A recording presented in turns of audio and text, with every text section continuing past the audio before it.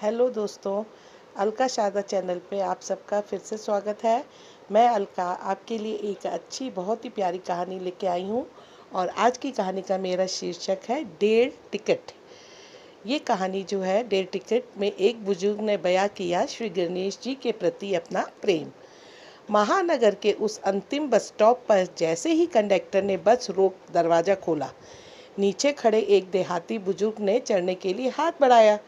एक ही हाथ से सहारा ले डगमगाते कदमों से वो बस में चढ़े, क्योंकि दूसरे हाथ में थी भगवान गणेश की एक अत्यंत मनोहर बाल मूर्ति। गांव जाने वाली उस आखिरी बस में 5-6 सवारों के चढ़ने के बाद पैर रखने की जगह नहीं थी। बस चलने पर हाथ की मूर्ति को संभाल उन्हें संतुलन बनाने की असफल कोशिश करते देख जब कंडक्टर ने अपनी सीट खाली करते हुए कहा कि दद्दा आप यहाँ बैठ जाइए, तो वे उस मूर्ति को पेट से सटा आराम से उस सीट पर बैठ गए। कुछ ही मिनटों में बाल गणेश की वो प्यारी सी मूर्ति सबके कौतूहल और आकर्षण का केंद्र बन गई। अन्यास को जोड़ी हाथ श्रद्धा से उसकी ओर उठ गए। कंडक्टर ने पीछे की सवारियों से पैसे लेता दद्दा के सामने आ खड़ा हुआ और पूछा, कहाँ जाओगे दद्दा? जवाब देते हुए मूर्ति को थोड़ी इधर उधर कर उन्होंने धोती की अंटी से पैसे निकालने की असफल कोशिश की। उन्हें परेशान होता देखकर कंडक्टर ने कहा, अभी रहने दीजिए, उतरते वक्त दे दीजिएगा। एक बार फिर दद्दा गणपति की मूर्ति को पेट से सटाकर आश्वस्त होकर बैठ गए। बस अब रफ्तार पकड़ चुकी थी। सबका टिकट काटकर कंडक्टर एक सीट का सहारा लेकर खड़ा हो गया और अनायास उससे पूछ बैठा, दद्दा आपके गांव में भी तो गणेश की मूर्ति मिलती होगी ना? फिर इस उम्र में 2 घंटे का सफ़र और इतनी दौड़ धूप करके शहर से ये गणेश की मूर्ति क्यों ले जा रहे हैं? प्रश्न सुनकर दद्दा मुस्कुराते हुए बोले, हाँ, आजकल तो त्योहार आते ही सब तरफ दुकानें सज जाती हैं।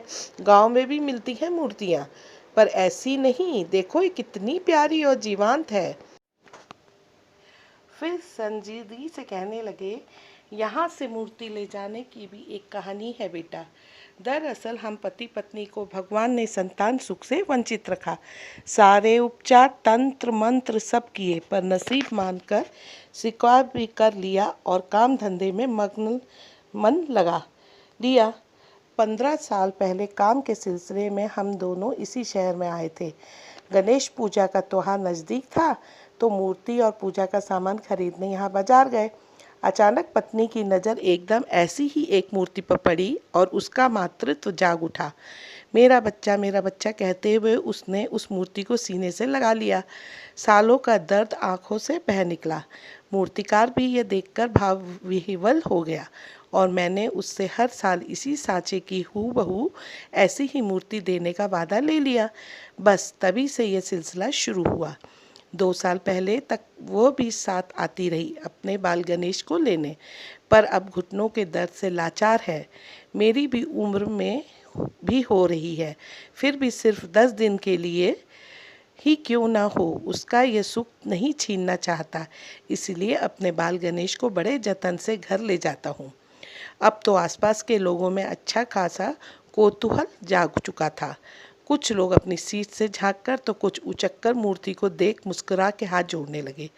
तभी पिछली सीट पर बैठी महिला ने चेहरा आगे की ओर करके पूछा, दद्दा फिर विसर्जित नहीं करते क्या मूर्ति?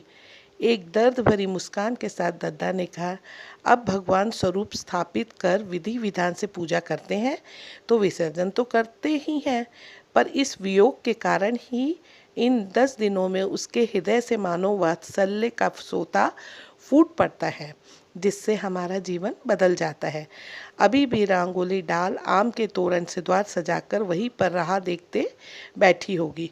पहुँचने पर राई और मिर्च से कड़क नज़र उतारती है। पूछो मत, छोटा सा लोटा, गिलास, थाली, चम्मच सब है हमारे बाल गणेश के पास। यही नहीं, रंग बिरंगे छोटे कपड़ों का एक बैग भी बना रखा है उसने। इसीलिए जब तक संभव होगा उसे ये सुख देता रहूँगा। कहते कहते दद्दा का गला रुंध गया। ये सुनकर किसी की आंखें नम हुई तो किसी का हृदय करुणा से भर गया। बस निर्बोध गति से आगे बढ़ रही थी और दद्दा का गांव आने ही वाला था। इसीलिए उन्हें मूर्ति संभाल कर खड़े होते देख पास खड़े व्यक्ति ने कहा, लाइए मूर्ति मुझे दीजिए। तो उसके हाथों में मूर्ति को धीरे से थमाकर धोती की अंटी से पैसा निकालकर कंडक्टर को देते हुए दद्दा ने कहा, लो बेटा 1.5 टिकट काटना।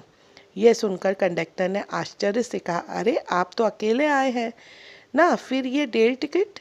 दद्दा ने मुस्कुराते हुए कहा, दोनों नहीं आए क्या?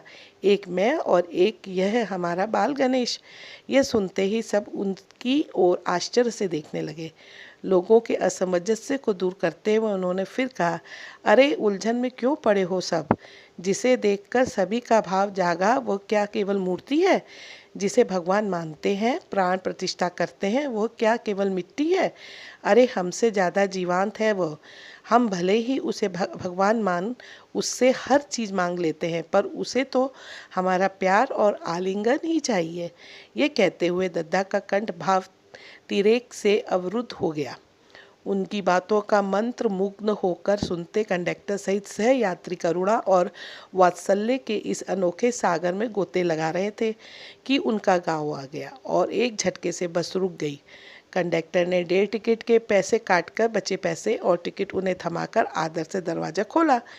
नीचे उतरकर दद्दा ने जब अपने बाल गणेश को थामने उस यात्री की ओर हाथ बढ़ाए तो कंडक्टर सहित सबके मुंह से अन्यास निकला, देखिए दद्दा संभाल के। और दद्दा किसी नन्हे शिशु की तरह उस मूर्ति को दोनों बाहों में थाम तेज कदमों से पगडंडी पर उतर गए। तो दोस्तों, आज की ये मेरी कहानी आशा करती हूँ कि आपको ज़रूर पसंद आई होगी। और अगर आपको ये मेरी छोटी सी लघु कथा पसंद आए तो आप इसे आगे ज़्यादा से ज़्यादा अपने दोस्तों और अपने फ्रेंड्स में शेयर कीजिएगा और इसे लाइक कीजिएगा और कमेंट्स करके हमें बताइएगा कि आज की कहानी आपको कैसी लगी। हम जल्दी ही नई कहानी के साथ आपसे मिलते हैं। तब तक के लिए goodbye and have a nice day.